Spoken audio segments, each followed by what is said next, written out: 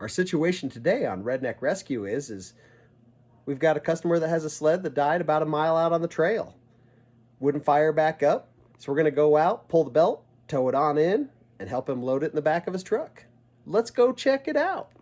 It's about 9:30 in the morning and a beautiful day out there.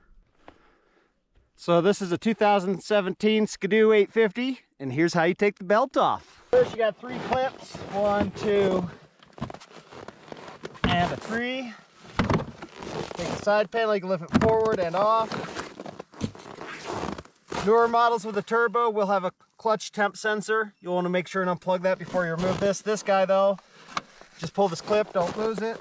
I like to put it in the side panel. This side free. This side you kind of got to slide back and then you can lift it up and out with a little wiggle and jiggle. Just like so. You can see the little hook it right there. This is your clutch tool. You got this little hole right here. You got this threaded part. So you just stick this in the hole on the secondary and just start threading it in. As you thread this in, it's going to separate this clutch. It's going to drop the belt right into the secondary, right like you can see here, which is going to allow you to have enough slack to pull it up and over and off. All right, so now that I've got it compressed, I can go ahead and just grab one side of the belt, rotate it across and off. On the bottom side, I'm going to drop it down into the bottom. Then I'm going to rotate it sideways. So this is kind of the tough part here, is you got to get it down and around past the clutch right here. So sometimes I'll even give the clutch a rotation to help it move past. And there it is. I'll go ahead and remove my clutch tool. If I was putting the belt back on, it would be the reverse process. I would get it down over the primary first, get it up and over the secondary.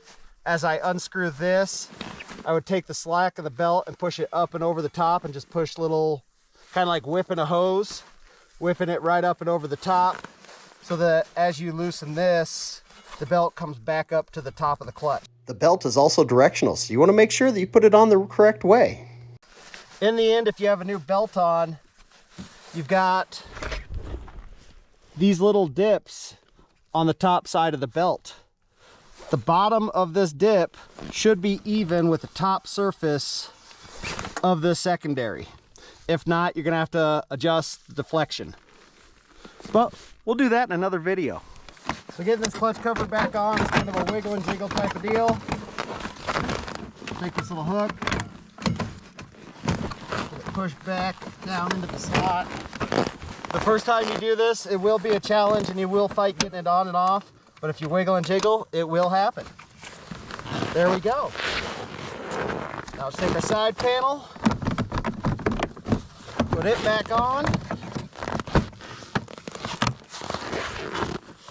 and we're ready to tow it up and out. So when towing, right now I've got it hooked to the skis because I'm going to tow it by myself. If I had somebody on the sled, I would hook it to the A-arm so they could steer and you operate the brake. But also the track has a decent amount of friction, so it drags and holds the sled back as I tow it. So as long as I'm careful and don't slam on the brakes, it'll be just fine. So we got the Rhino tree saver with a soft shackle hooked to a carabiner with some webbing to each ski. There's a little bit of length of webbing so it pulls less on the skis as far as pulling them inward together. We're going to tow it about a mile that way. So another big safety feature is your tether. I put my tether on before I even start my snowmobile. That way if there was snow in the throttle or for some reason something happened and it shot off, it'll shut off. Or when you're riding, if it rolls over and you end up underneath that track, you want it to shut off and not be spinning, especially if the snow's hitting the gas. So here's our tow out.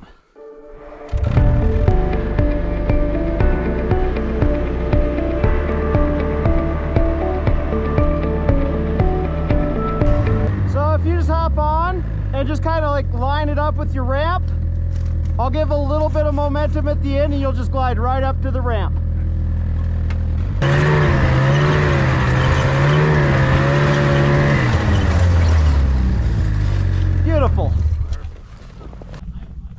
We've got our 2,500 pound winch with our Rhino ratchet straps hooked in the bed of the truck, drawn down and out. This winch is a 2,500 pound winch with a wireless remote control.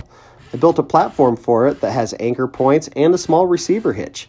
I also mounted a small battery on it with a trailer plug so that it will charge off the truck, and it will give you about one pull. If you mess up the spool, it won't quite get it in the back. Here you can see me adjusting the ratchet strap to make sure that the winch doesn't spool up all on one side. As you're winching in, you want to pay close attention to that. It's definitely proven to be pretty handy. Moving in a positive direction. There it is. Big shout out to our sponsor, Rhino USA. You can see their products in action today. We use the soft shackle, the tree saver. You can get a discount on their products. Go to their website and use Rescue 10 to get a discount.